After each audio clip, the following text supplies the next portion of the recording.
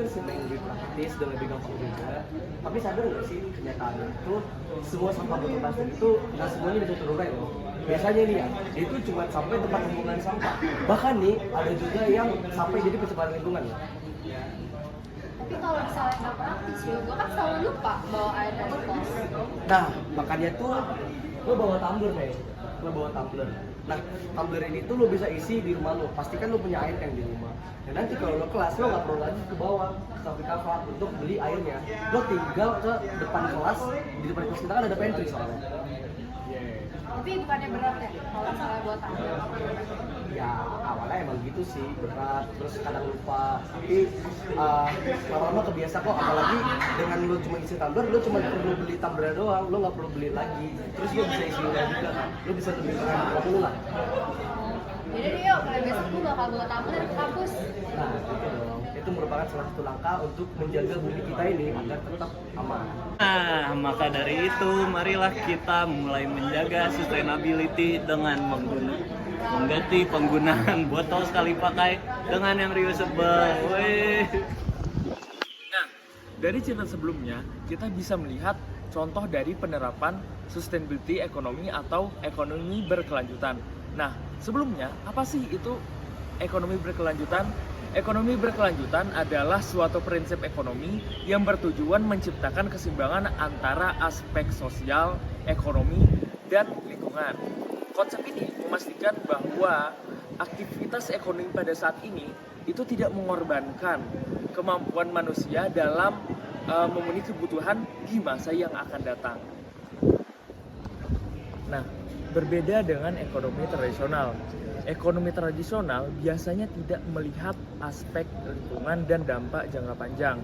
Ekonomi keberlanjutan itu fokus pada efisiensi sumber daya dan juga perlindungan lingkungan.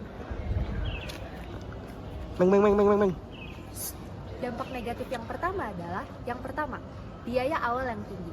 Untuk infrastruktur hijau membutuhkan investasi awal yang tinggi untuk membuat lingkungan yang ramah lingkungan. Yang kedua adalah transisi yang lambat. Untuk sektor industri tradisional membutuhkan tenaga dan waktu lebih untuk berubah menjadi keramah lingkungan. Yang ketiga adalah risiko sosial.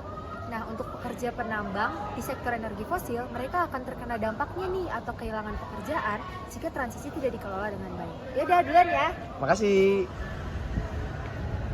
Nah, jadi ada 3 nih dampak positif dari ekonomi keberlanjutan. Yang pertama ada di lingkungan. Dengan melakukan ekonomi keberlanjutan, kita dapat menjaga lingkungan kita sebagai penyokong kehidupan manusia di bumi. Yang kedua ada di bidang ekonomi, yaitu adalah kita dengan dapat membuka lapangan kerja yang dapat bertahan lama untuk para masyarakat. Yang ketiga adalah dalam bidang sosial.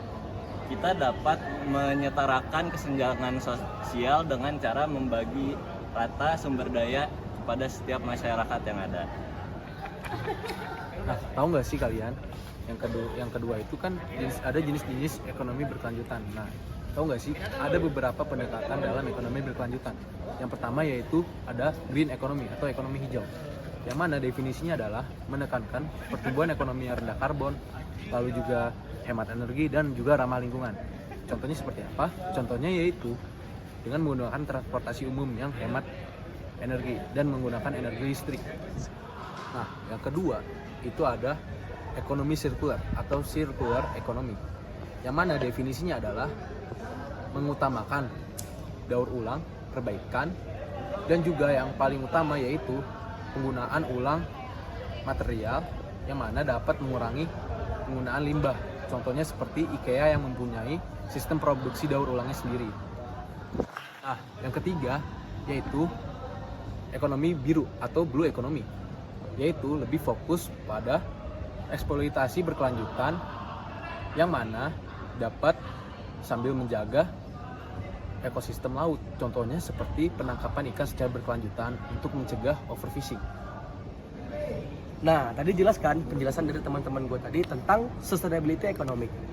Nah, jadi kami simpulin bahwa sustainability economic ini merupakan sebuah solusi nih untuk menghadapi tantangan global seperti kemiskinan, eksploitasi sumber daya alam, dan perubahan iklim. Dengan kita menerapkan ekonomi sirkular, ekonomi hijau, tapi bukan hijau yang itu ya.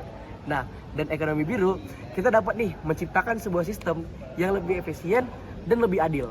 Nah, ketika sistemnya sudah adil nih, maka untuk generasi kita dan generasi yang akan mendatang tidak akan lagi sulit-sulit untuk mengatur banyak hal.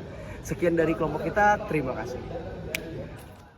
Nah, karena lo udah ngejaga bumi kita ini, gue kasih tambahan sekarang. Bener ya? Makasih ya. Nah,